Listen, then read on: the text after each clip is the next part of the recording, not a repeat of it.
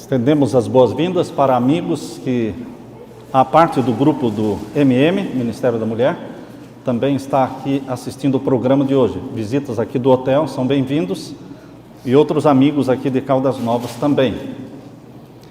Eu assisti ao filme que vocês assistiram no ônibus. Vocês não assistiram o filme no ônibus? Ah, sim. A maioria assistiu, né? O título do filme, Fora da Lei, mostra que a Bíblia, a palavra de Deus, chegou até as suas mãos, marcada com sangue, sangue de mártires.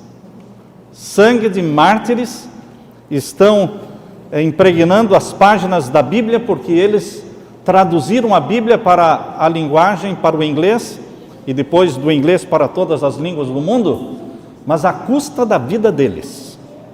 Nunca foi fácil pregar a palavra de Deus, nunca foi fácil estudar a palavra de Deus, nunca foi fácil obedecer a palavra de Deus. Isto custou a vida de milhões de mártires e pode custar a vida nossa também, porque o número dos mártires ainda não se completou. Portanto, queridos, este encontro, quando escolheu o título, o slogan, de Tua Palavra é Luz, foi muito feliz. A equipe que escolheu foi muito feliz, porque a Bíblia é luz para a minha vida e para a sua vida. Amém.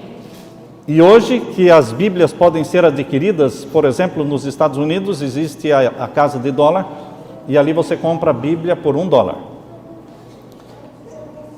Você pode ter quantas Bíblias você quiser, mas por contraste, é o período em que a Bíblia está sendo menos estudada, é o tempo atual, onde temos uma abundância, uma avalanche de Bíblia, mas Bíblias fechadas, Bíblias engavetadas, Bíblias empoeiradas, Bíblias que não estão iluminando, porque Bíblia fechada não ilumina a vida de ninguém. Por isso, este final de semana é um final de semana voltado para o estudo da Bíblia. Nós vamos fazer aqui com vocês estudo bíblico. É a Bíblia que vai falar, não eu, ninguém mais. A Bíblia, a palavra de Deus, para iluminar a nossa vida. Antes de iniciarmos o estudo da palavra de Deus, queremos orar. Nós pedimos a vocês, todos os que puderem se ajoelhar, nós vamos nos ajoelhar neste momento para a oração.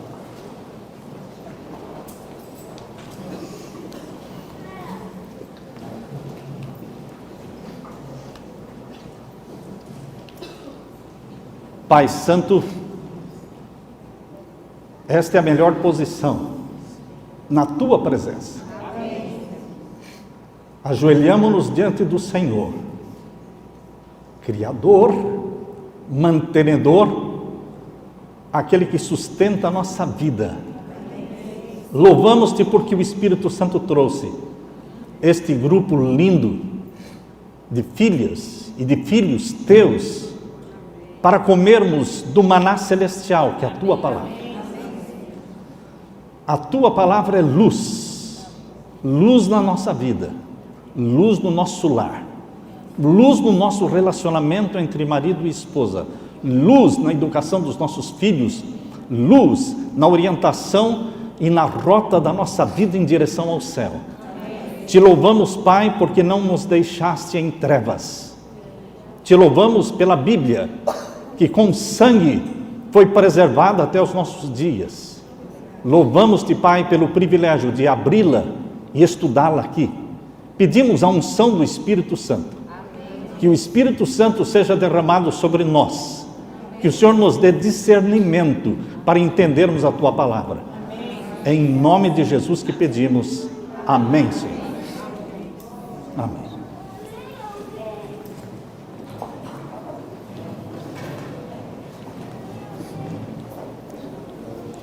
Queridos, nós vamos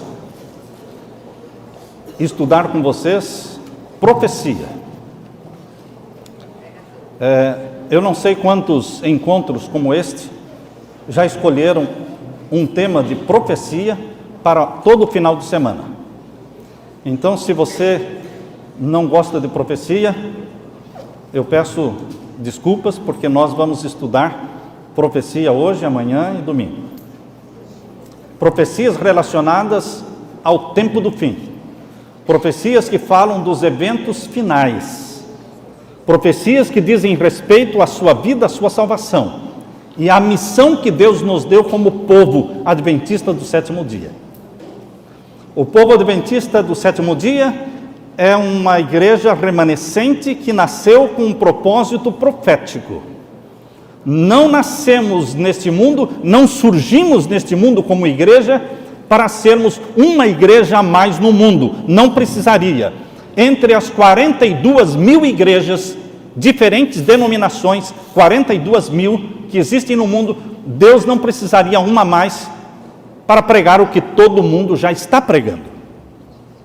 Deus, quando fez surgir na terra o movimento adventista, que se tornou a Igreja Adventista do sétimo dia, tinha e tem uma missão especial para pregar ao mundo e preparar o mundo para a segunda vinda de nosso Senhor Jesus. Portanto, queridos, como igreja profética e com uma missão profética, nós somos, é exigido de nós que entendamos as profecias de Daniel e de Apocalipse. Nós podemos não entender de muitas coisas, mas nós não podemos deixar de entender de profecia. É como se um médico não entendesse de medicina. É como se um professor de matemática não entendesse nada de contas e nem de álgebra, nem de geometria, nada disso. Nós diríamos, então que tipo de professor de matemática é você? Se a nossa igreja é profética, nós temos que entender as profecias. Se nós não pregarmos as profecias, ninguém pregará, porque Deus só tem uma igreja na terra para pregar as profecias de Daniel e de Apocalipse. Portanto, queridos, nós queremos começar dando um vislumbre do livro de Daniel para vocês. Abram a Bíblia. Vocês devem anotar tudo o que for dito aqui, vocês devem anotar todos os textos bíblicos, anotem os versos da Bíblia. Nós daremos oportunidade para vocês fazerem pergunta no final, quando terminarmos o estudo, vocês poderão fazer perguntas, mas durante o estudo não. Então vocês anotam os textos, e se nós falarmos alguma coisa que não esteja na palavra de Deus, vocês depois podem fazer a observação. Abra sua Bíblia, portanto, no livro de Daniel. O livro de Daniel, ele começa com os impérios do capítulo 2, Babilônia, Medo-Pérsia, Grécia e Roma. E estes impérios são repetidos no capítulo 7, novamente. Babilônia, Medo-Pérsia, Grécia e Roma. Vão lá para o capítulo 7 de Daniel. Embora o que mais se conheça do livro de Daniel seja a sucessão dos impérios, Babilônia, Medo-Pérsia, Grécia e Roma, embora isso seja o que chama mais atenção, mas, queridos, o centro da mensagem de Daniel não é a sucessão dos impérios, porque isso é história. Isso é história. Isso já se passou. O centro da mensagem de Daniel é o juízo celestial, é o juízo no santuário do céu, é o ministério sacerdotal de Jesus no santuário do céu. Este é o centro, é o cerne da mensagem de Daniel. E Deus usa a sucessão dos impérios terrestres somente para localizar o tempo do juízo, para mostrar o tempo do juízo. Quando começaria o juízo?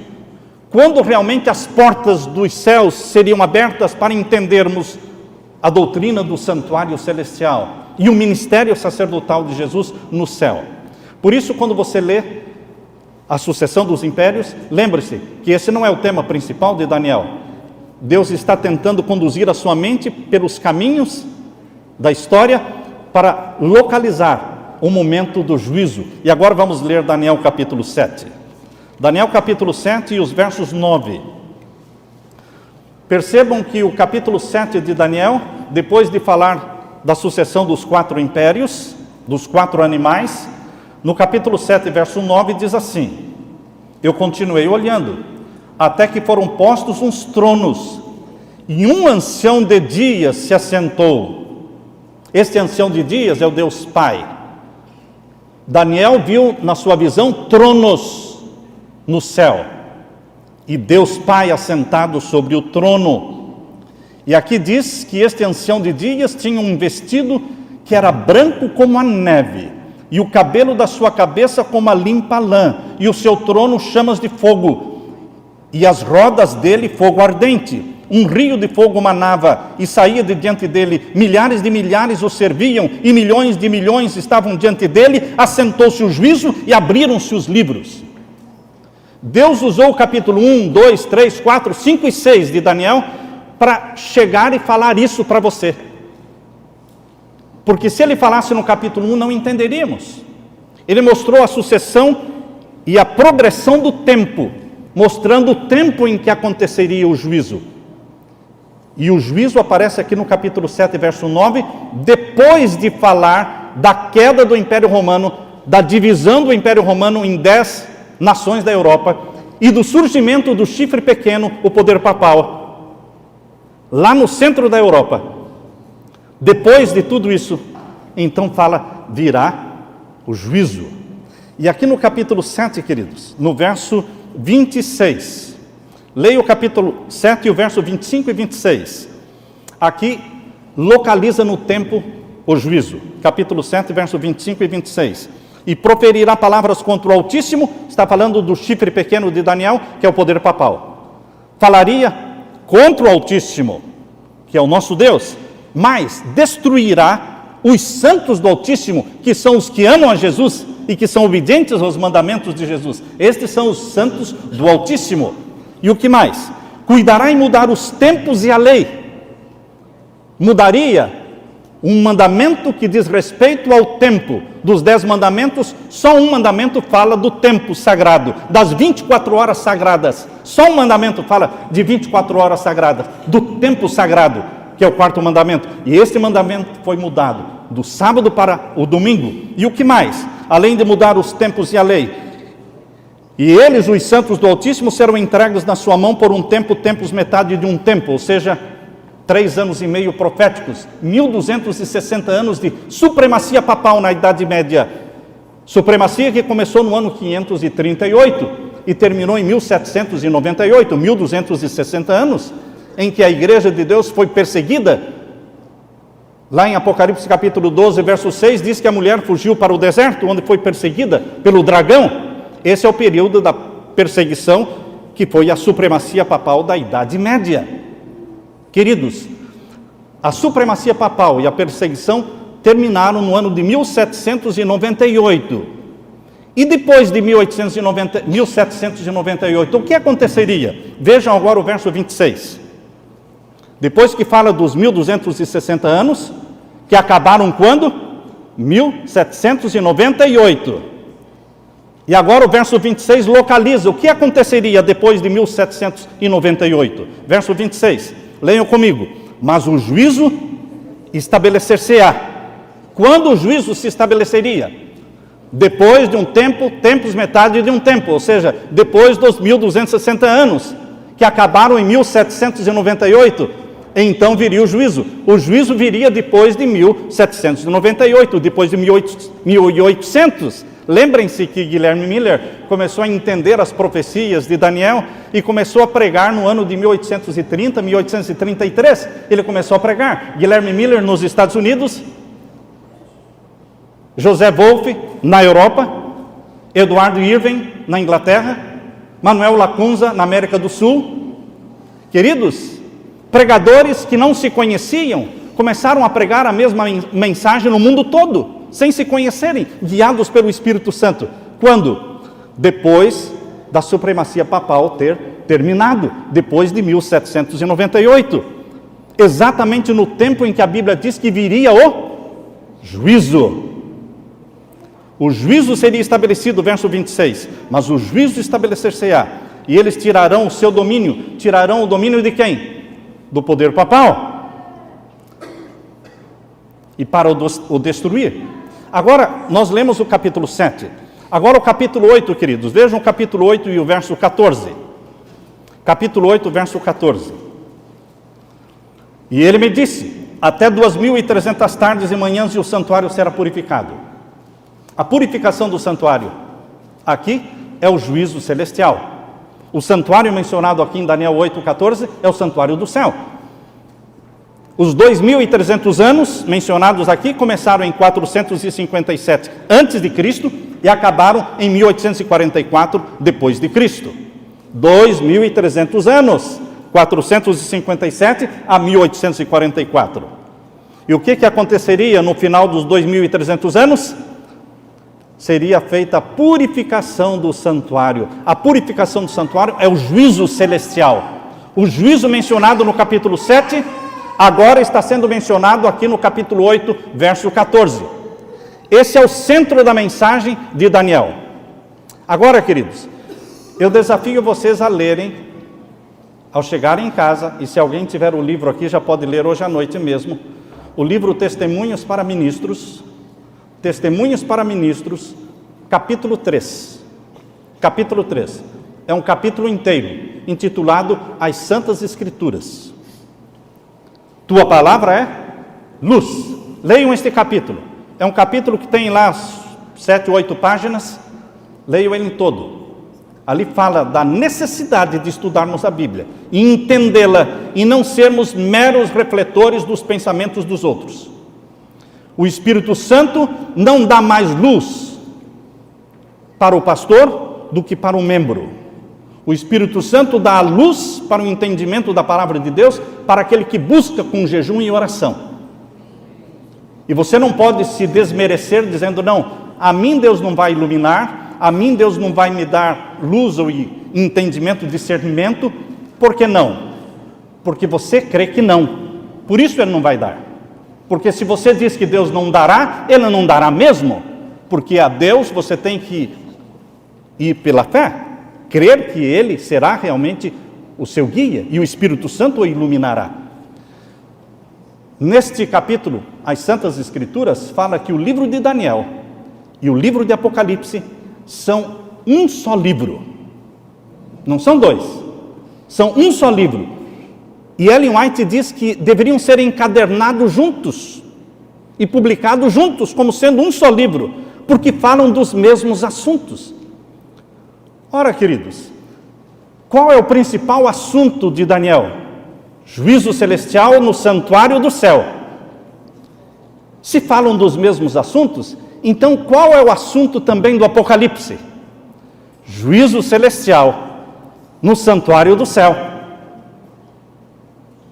Porque falam dos mesmos assuntos. Agora vamos para Apocalipse. Abra sua Bíblia. Em Apocalipse capítulo 1. Apocalipse capítulo 1, vamos ver agora o verso 13. Apocalipse capítulo 1 e o verso 13. Apocalipse capítulo 1 e o verso 13. O Apocalipse começa falando do santuário, porque é a mensagem central de Daniel. O livro de Daniel foi selado. A Bíblia diz em Daniel capítulo 12 que o livro foi selado. E nem Daniel entendeu as profecias do juízo e do santuário celestial, porque a profecia estava selada para o tempo do fim. Mas o Apocalipse não é um livro selado. O Apocalipse é um livro aberto, aberto para aquele que quer entender. Não é aberto para qualquer pessoa, é aberto para quem quer entender, que busca com jejum, com lágrimas e oração, dizendo, Senhor, eu quero entender. Por favor, tenha misericórdia de mim. Sê misericordioso, dá-me um entendimento para compreender a tua profecia. Por isso, o Apocalipse começa falando já no capítulo 1 do santuário do céu, capítulo 1, verso 13. Leiam aí comigo. E no meio dos 7 castiçais, os 7 castiçais lembram o lugar santo do santuário terrestre, mas aqui está falando do santuário do céu, porque no tempo de João escreveu o Apocalipse na ilha de Patmos. Ele esteve na ilha de Patmos e estivemos visitando a ilha de Patmos, minha esposa e eu. Entramos ali numa gruta onde João teve a revelação de Deus, onde Jesus apareceu para João. Isto foi por volta do ano 90 a 100. O santuário da terra foi destruído no ano 70. Quando Tito cercou Jerusalém, e Jerusalém foi destruída, e o templo também foi destruído, não ficou pedra sobre pedra, a única coisa que sobrou foi o Muro das Lamentações, que de vez em quando vocês assistem pela televisão, vêm os judeus ainda orando e fazendo suas orações diante do Muro das Lamentações, a única coisa que sobrou do templo. Portanto, quando João recebeu a visão do Apocalipse de Jesus, não existia mais o santuário da terra. Mas, queridos, aqui aparece Jesus andando no meio dos 7 castiçais. 7 castiçais da onde? Do santuário. Que santuário? O do céu. O santuário do céu tem o lugar santo e o santíssimo. O santuário do céu não tem o pátio. Quando você procura lá no céu o pátio, porque o santuário da terra era dividido em 3 seções. Tinha o pátio, lugar santo e santíssimo. Mas o santuário do céu só tem o lugar santo e o santíssimo. E onde foi o pátio do santuário do céu? No capítulo 11 de Apocalipse fala onde está o pátio do santuário celestial. Capítulo 11, abra sua Bíblia. Capítulo 11 e o verso 1 e 2. Capítulo 11 de Apocalipse, versos 1 e 2. Aqui lemos: E foi-me dado uma cana semelhante a uma vara, e chegou o anjo e me disse: Levanta-te e mede o templo de Deus. Meça o templo do céu. E o altar estava no lugar santo, o altar de incenso, e os que nele adoram, e deixe fora o átrio, que está fora do templo. Não meça o átrio, deixe fora. Não o meças, porque foi dado para as nações pisarem. Onde vivem as nações? No planeta Terra. Onde o povo de Deus é perseguido? No planeta Terra. Então o planeta Terra é o pátio do santuário celestial. No pátio do santuário existia o altar de sacrifício onde o cordeiro era morto. E o cordeiro de Deus que tira o pecado do mundo foi morto no Monte do Calvário. Portanto, o Monte do Calvário é o altar de sacrifício do santuário do céu. No santuário da terra, o altar de sacrifício morria ali cordeirinhos, animais. Mas no Monte do Calvário, que é o altar de sacrifício do santuário do céu, não morreu um animal, morreu o Filho de Deus. O Cordeiro de Deus que tira o nosso pecado. Morreu no seu lugar. Por isso, queridos, quando João viu em visão o santuário do céu, o anjo disse: não se preocupe com o pátio, deixe fora, porque está lá onde as nações estão. E aqui diz, no verso 2, não o meças, porque foi dado para as nações pisarem a cidade santa por 42 meses. Então, queridos, voltando agora para o capítulo 1, onde nós começamos a leitura com você, o capítulo 1 está falando de Jesus Cristo andando no meio dos 7 castiçais. Capítulo 1, verso 13. Capítulo 1, verso 13. E no meio dos 7 castiçais, um semelhante ao Filho do Homem, vestido até os pés de um vestido comprido e cingido pelos peitos como um cinto de ouro. Estes 7 castiçais, que identifica o lugar santo do santuário celestial, representa o ministério sacerdotal de Jesus durante todo o período das 7 igrejas. Porque os 7 castiçais representam as 7 igrejas. Vejam aí no capítulo 1 e o verso 20. Capítulo 1, verso 20. O mistério das 7 estrelas que viste na minha destra, e dos 7 castiçais de ouro. As 7 estrelas são anjos das 7 igrejas, e os 7 castiçais que viste são as 7 igrejas. Então, Jesus caminhando no meio dos 7 castiçais, e cada castiçal representava uma fase da igreja de Deus na terra. O primeiro castiçal representava Éfeso. Éfeso representa o primeiro capítulo da igreja de Deus na terra, que foi do ano 31 ao ano 100, a igreja de Éfeso. Depois, o segundo castiçal representava a igreja de Esmirna, que foi o segundo capítulo da história de Deus na terra, da igreja de Deus na terra, que foi do ano 100 ao ano 313. Aí veio o terceiro castiçal, representando a igreja de Pérgamo. Éfeso, Esmirna, Pérgamo. Pérgamo representa a história da igreja de Deus na terra do ano 313 ao ano 538. Aí veio o quarto castiçal, são 7 castiçais. O quarto castiçal representa a igreja de Tiatira, que foi do ano 538 até 1517. Aí veio o quinto castiçal, que representa a igreja de Sardes, que foi do ano de 1517 a 1798. E aí veio o sexto castiçal, que representa a igreja de Filadélfia, que foi do ano de 1798 a 1844. E então veio o último castiçal, que é a igreja na qual vivemos hoje, a igreja de Laodiceia, é a última igreja do Apocalipse. É a igreja do juízo, que foi de 1844 para frente, até a volta de Jesus. Hoje nós estamos vivendo na última fase do cristianismo na Terra. É o último capítulo desta grande, diríamos, uma grande novela, não é? Uma grande novela cristã, onde Jesus Cristo é o herói. Jesus Cristo é o leão da tribo de Judá, aquele que não perde batalha, aquele que é o vencedor de todas as batalhas. E Satanás é o derrotado, é o bandido, já derrotado, cuja cabeça já foi esmagada. Cristo já esmagou a cabeça de Satanás. Ele já foi ferido, ele não tem mais chance de ganhar. Cristo é o vencedor.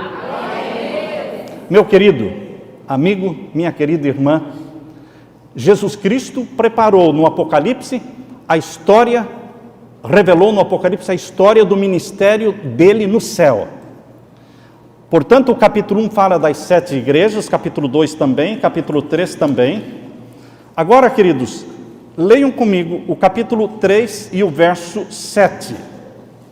Lembrem-se que aqui está a igreja de Filadélfia, que é a 6ª igreja do Apocalipse. Filadélfia. Filadélfia foi do ano 1798 a 1844. Agora presta atenção.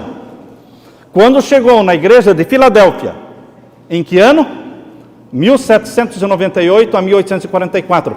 Foi o início do tempo do fim. Foi exatamente o período em que Guilherme Miller, Manuel Lacunza, Eduardo Irving, José Wolff, enfim, começaram a entender as profecias e pregá-las para o mundo todo, preparando o mundo para o que aconteceria no ano de 1844.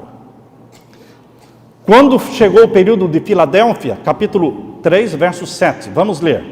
Ao anjo da igreja que está em Filadélfia, escreve: isto diz o que é santo, o que é verdadeiro. Quem é santo e verdadeiro? Jesus. O que tem a chave de Davi? Quem tem a chave de Davi? Jesus. O que abre e ninguém fecha, e fecha e ninguém abre. Jesus. Que porta ele fechou? Que porta ele disse para a igreja de Filadélfia que ele fecharia uma porta e abriria outra. Ele fechou a porta do lugar santo. Para entrar no lugar santo, existe uma porta. E para passar do lugar santo para o santíssimo, existe outra porta. Ele fechou uma, terminou o ministério sacerdotal, exercido desde o ano 31 até 1844, e agora ele abriu. Existe outra porta aberta. A porta que ele abriu e que está aberta, a porta do Santíssimo. Ele abre e ninguém fecha, fecha e ninguém abre.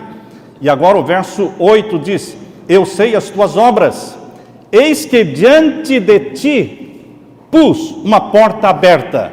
Diante de ti.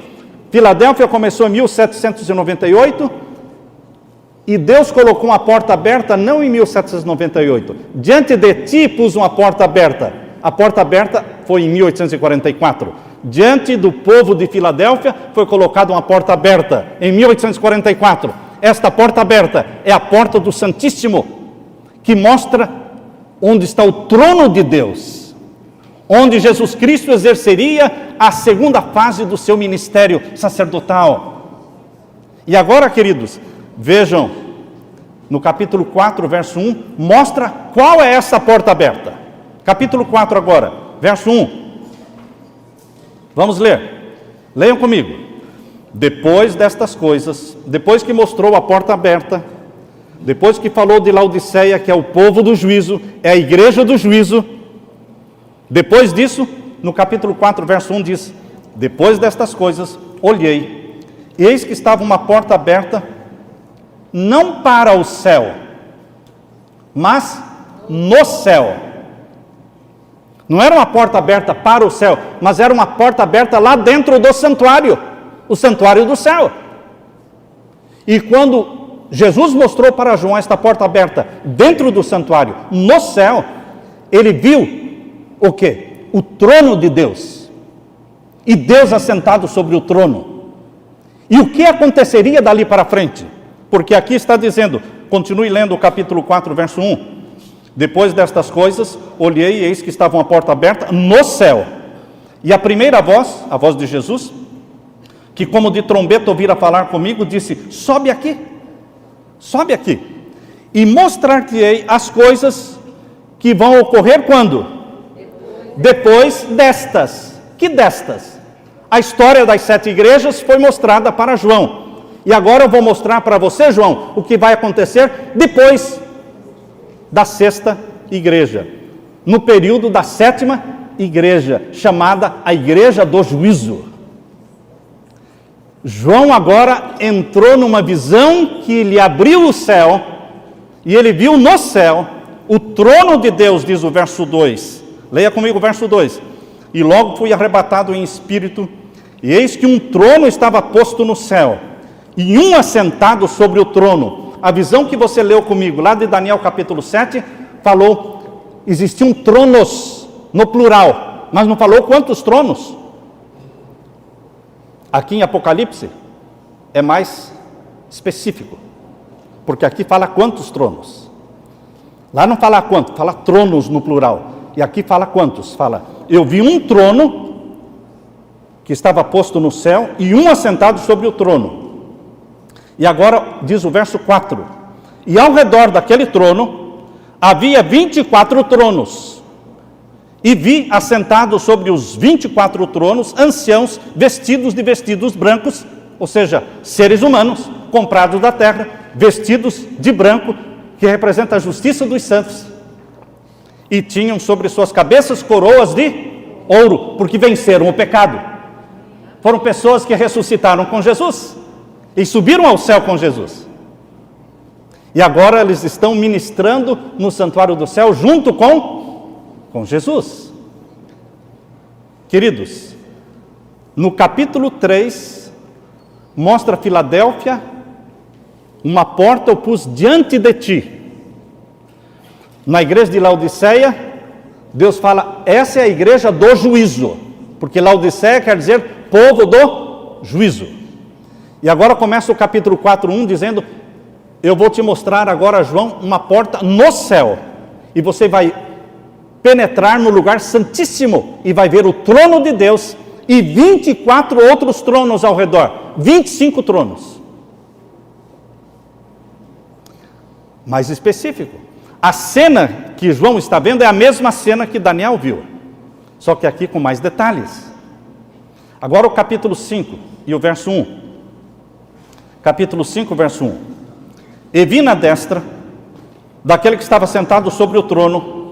Quem é o que está sentado sobre o trono? Deus o Pai, o ancião de dias.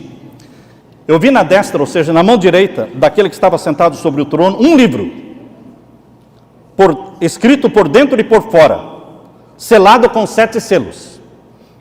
E vi um anjo forte, bradando com grande voz, quem é digno de abrir o livro e de desatar os seus selos?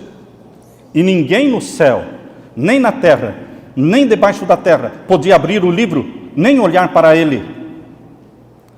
Quando João viu o livro fechado, selado na mão do Pai, e que ninguém podia abrir, nem anjo, nem no céu e nem na terra havia alguém digno para abrir o livro, João entrou em desespero. João começou a chorar. Ele sentiu o drama, porque aquele livro precisava ser aberto para defender o Pai. Por que o Pai não podia abrir o livro se ele estava sentado sobre o trono? Porque o Pai foi o primeiro ser acusado no universo. O acusador Satanás acusou Deus o Pai no céu.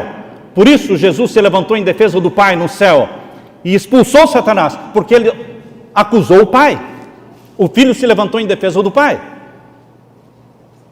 Por que Jesus Cristo veio à terra? Para defender o Pai, para poder ser digno de defender o Pai em corte.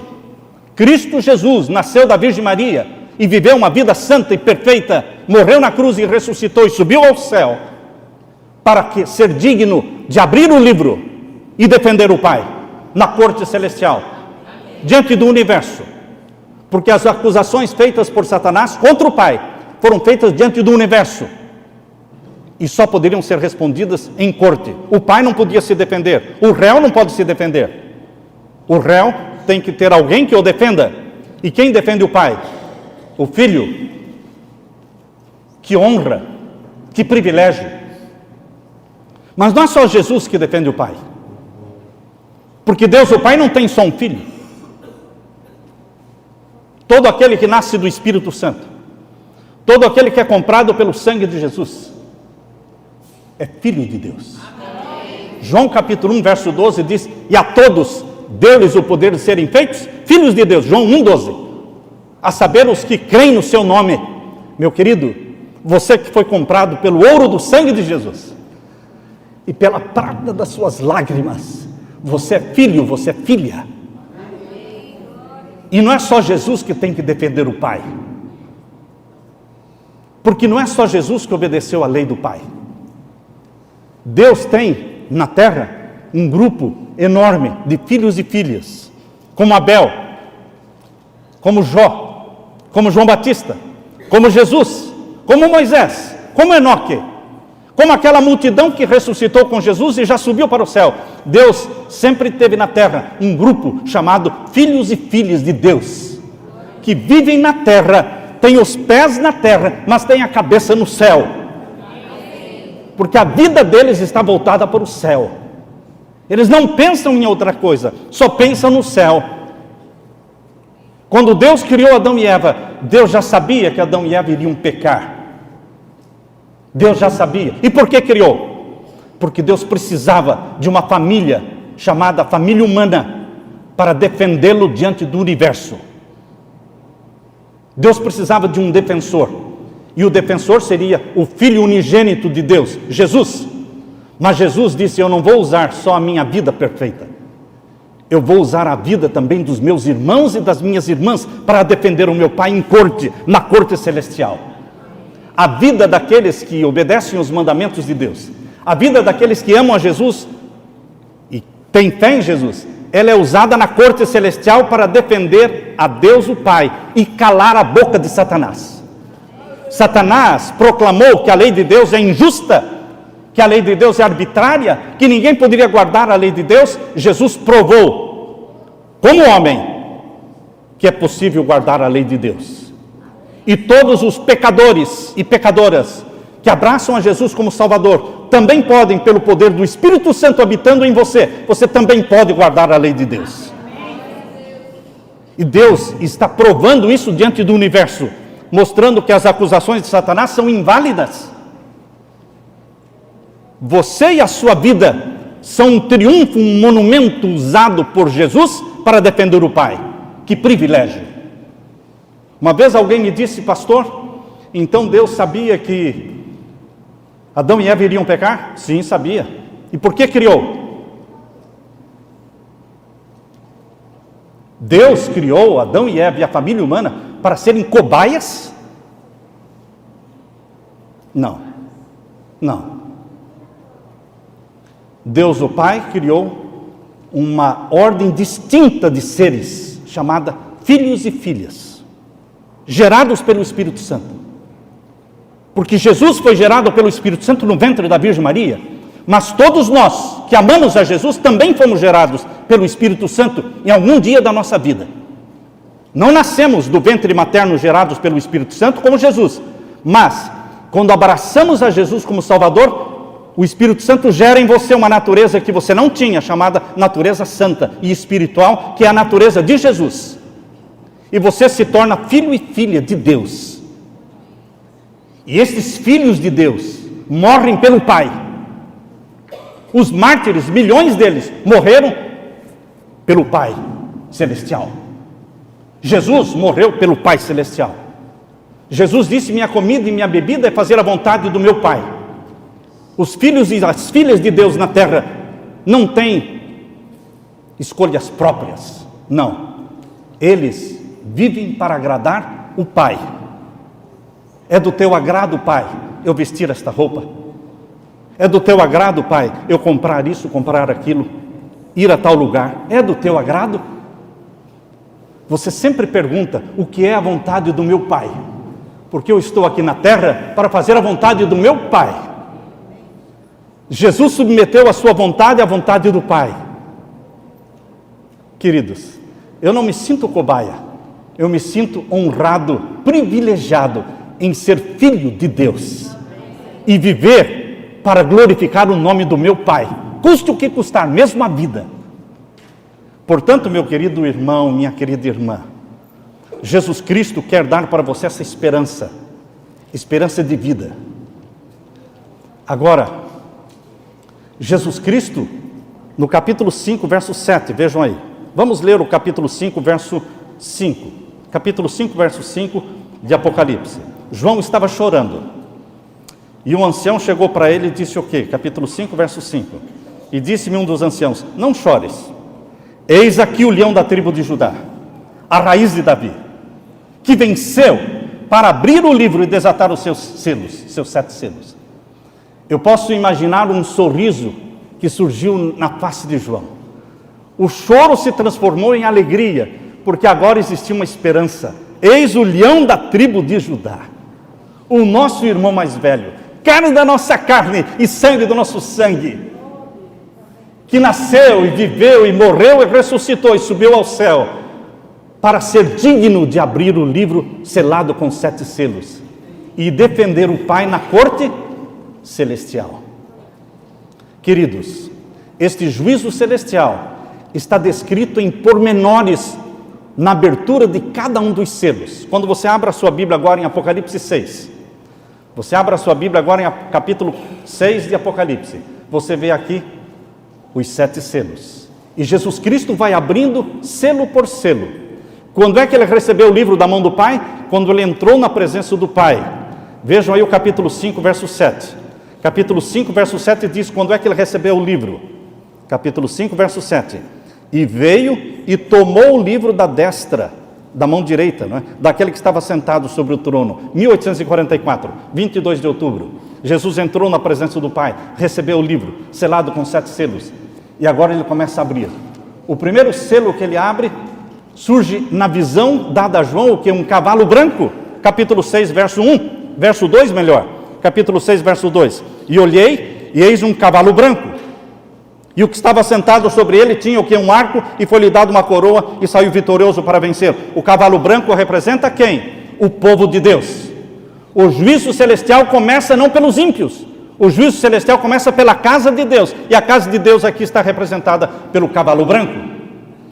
Mas Deus tem filhos sinceros espalhados em todas as igrejas protestantes e evangélicas. E estes protestantes e evangélicos espalhados em todas as igrejas, que são filhos de Babilônia, eles também vão ser julgados e salvos, porque Deus tem filhos sinceros em todas as igrejas. E as igrejas protestantes e evangélicas estão representadas pelo segundo cavalo, vermelho. Vejam aí o capítulo 6, verso 2, verso 3 melhor. Verso 3 diz: e havendo aberto o segundo selo, ouviu o segundo animal, dizendo: vem e vê. E saiu outro cavalo vermelho. E ao que estava sentado sobre ele foi dado que tirasse a paz da terra, e que se matassem uns aos outros, foi-lhe dada uma grande espada. Esse cavalo vermelho representa todas as igrejas protestantes e evangélicas, que também entram no juízo celestial, porque Deus tem uma multidão de filhos sinceros nessas igrejas. Não pensem que Deus só tem filhos sinceros na igreja adventista. A igreja adventista é a igreja de Deus, por isso é representada pelo cavalo branco. Mas Deus tem filhos sinceros também nas igrejas evangélicas e protestantes, por isso entram em juízo, para serem salvos também. Mas existe um outro cavalo, o terceiro cavalo, o cavalo preto, representa a igreja de Roma, pastor, mas a igreja de Roma vai entrar no juízo investigativo, é óbvio. Onde está a maioria dos cristãos sinceros que vão ser salvos? Em Babilônia.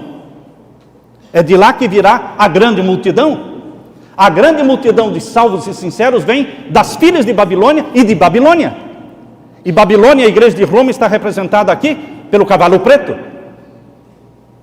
Queridos, Deus tem uma multidão de filhos sinceros também na igreja católica, que estão lá, mas que amam a Jesus e que vivem a luz que tem.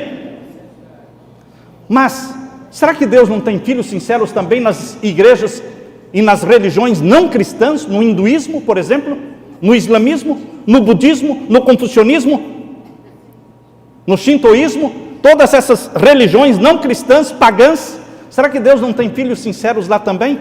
Também. E as religiões pagãs que não amam a Jesus são representadas aqui pelo cavalo amarelo. Vejam aí o quarto cavalo, capítulo 6 e o verso 7. E havendo aberto o quarto selo, ouvi a voz do quarto animal que dizia: vem e vê. E olhei, e eis um cavalo amarelo. E o que estava sentado sobre ele tinha por nome Morte, porque nas igrejas pagãs, nas religiões que não têm Jesus, o destino deles é o quê? A morte. E o inferno o seguia. Mas Deus também tem filhos sinceros, no hinduísmo, no budismo, no islamismo. Por isso entram também em julgamento, porque são guiados pelo Espírito Santo, mesmo nas igrejas pagãs. Agora, queridos, são 4 grupos, não é? A igreja de Deus, cavalo branco; as igrejas protestantes, cavalo vermelho; a igreja de Roma, cavalo preto; e as igrejas não cristãs, cavalo amarelo.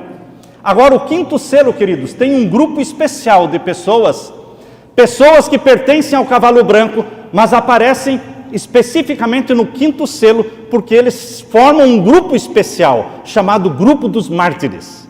Lembrem-se que o grupo dos mártires pertence ao cavalo branco, mas eles têm um selo especial só para eles, que é o quinto selo, porque eles serão julgados à parte dos outros.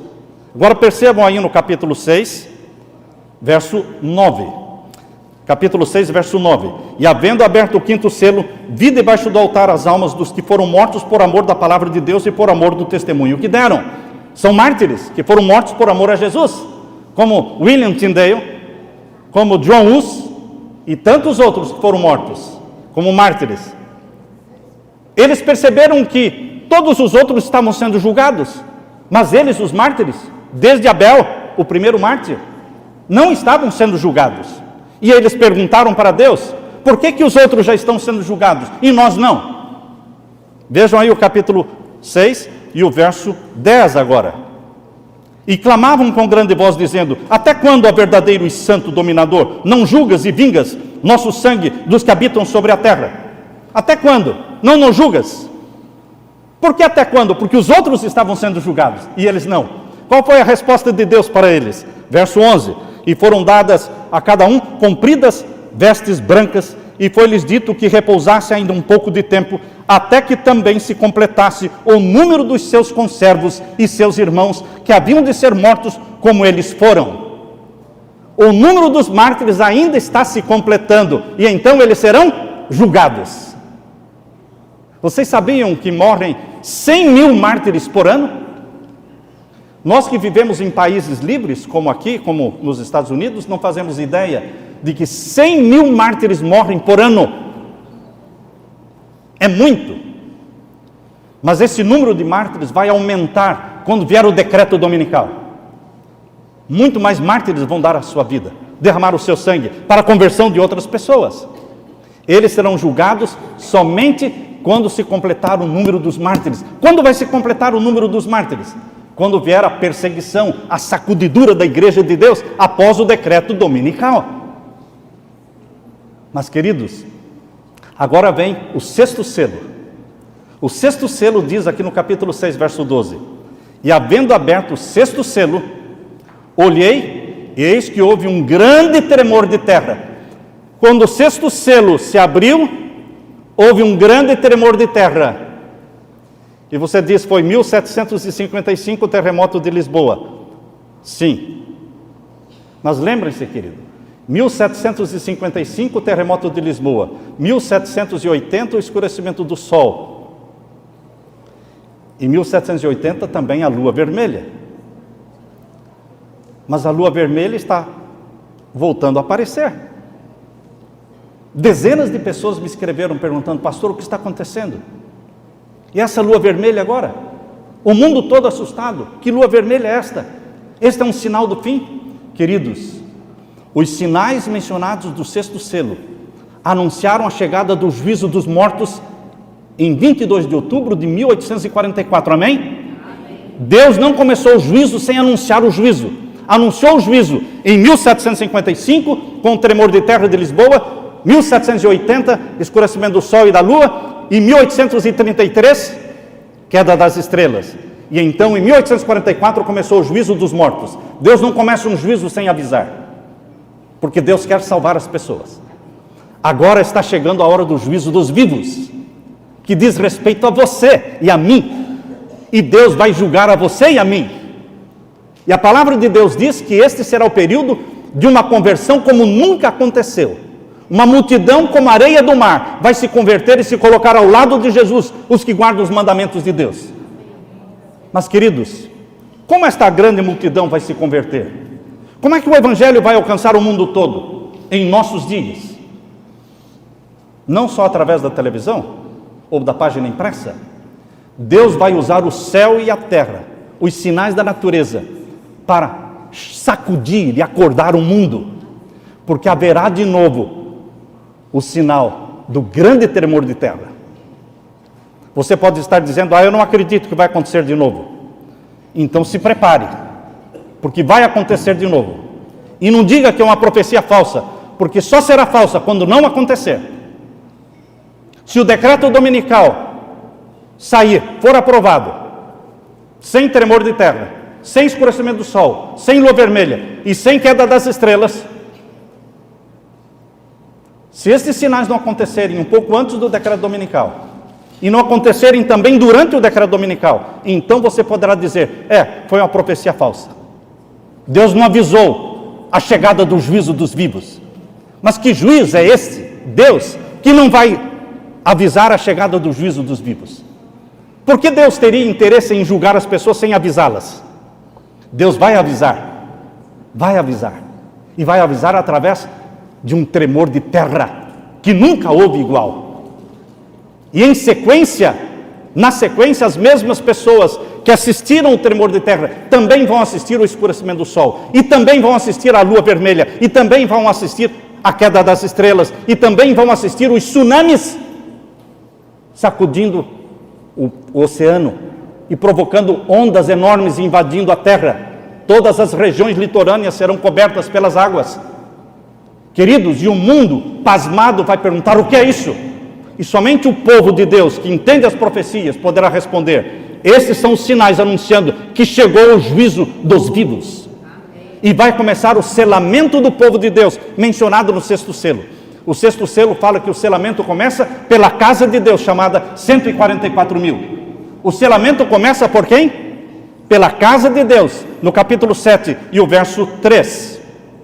Capítulo 7, verso 3, diz aqui, dizendo, não danifiqueis a terra, nem o mar, nem as árvores, até que hajamos assinalado nas suas testas os servos do nosso Deus. E ouvi o número dos assinalados, e eram 144 mil. Queridos, antes de Jesus voltar, Jesus Cristo vai usar um grupo chamado 144 mil para proclamar as 3 mensagens angélicas de forma poderosa e de forma compacta. Eles são os primeiros a serem selados pelo selo do Deus vivo. Eles são os primeiros a serem batizados pela chuva serôdia do Espírito Santo. Eles são os primeiros a proclamarem o alto clamor, sai dela, povo meu. E então, em resposta ao alto clamor, virá a conversão de uma grande multidão, mencionada no capítulo 7, verso 9. Leia o capítulo 7, verso 9. Veja a multidão que vai se converter, em resposta à proclamação do alto clamor.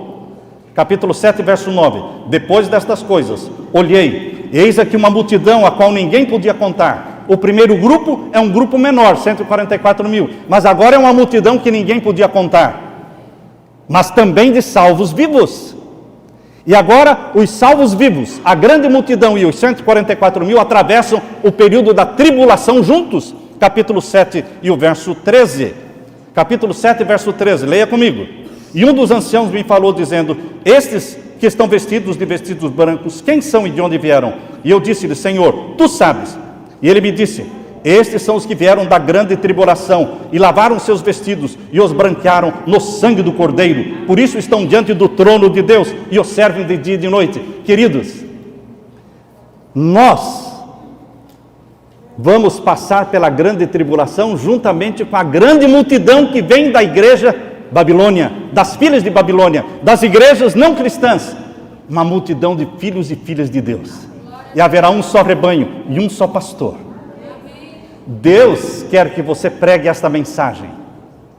Ninguém pode pregar essa mensagem senão você, que entende a profecia, porque o dom profético foi dado à igreja. Não é somente Ellen White que entende a profecia, porque o dom profético pertence à igreja e não a uma pessoa. Quando nós falamos que os sinais da igreja de Deus no Apocalipse são 2, os que guardam os mandamentos de Deus, somente Ellen White que guardava os mandamentos de Deus, ou cada membro da igreja? É uma característica da igreja, não só de uma pessoa. E o dragão irou-se contra a mulher, Apocalipse 12, 17, e foi fazer guerra ao resto da sua semente. Quem é o resto da semente? Os que guardam os mandamentos de Deus e têm a fé em Jesus, que é o espírito de profecia. O espírito de profecia se manifestou através de Ellen White. Isto é verdade. Mas o espírito de profecia está disponível a todo aquele com jejum e oração que quer entender as profecias e pregar as profecias. Você pode ter também esse discernimento para entender e pregar as profecias, e você se enquadra dentro do povo de Deus, que tem os mandamentos de Deus e tem o espírito de profecia, porque você prega a profecia, proclama a profecia, porque Deus tem um povo na terra que assim faz. Eu termino lendo Apocalipse capítulo 10. Esse é o último texto, Apocalipse capítulo 10, e o verso 11. Apocalipse capítulo 10, verso 11. Abra a Bíblia e leia comigo este verso. Capítulo 10 de Apocalipse, verso 11. Todos acharam? Leiam comigo. E ele me disse: importa que profetizes outra vez a muitos povos, nações, línguas e reis. Esta missão dada por Deus a este povo não pertence a uma pessoa só, mas ao povo remanescente, à igreja de Deus. Qual é a missão? Importa que profetizes outra vez. Depois da decepção de 22 de outubro de 1844, Deus disse: levante-se, levante a cabeça, se anime, porque você tem uma missão de evangelizar o mundo através da profecia. Importa que profetizes outra vez a todas as tribos, línguas e povos. Você pertence a este povo que guarda os mandamentos de Deus e tem a fé em Jesus? E tem o espírito de profecia?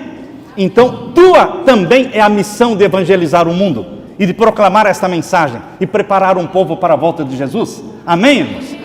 Amém. Bendito seja o Deus Pai, que nos deu a missão de filhos e filhas na terra, a serviço do Pai. Estamos na terra, mas estamos a serviço do nosso Pai. Nossa comida e nossa bebida é fazer a vontade do nosso Pai. Que a graça de Jesus esteja com você. Amém? Amém, irmãos.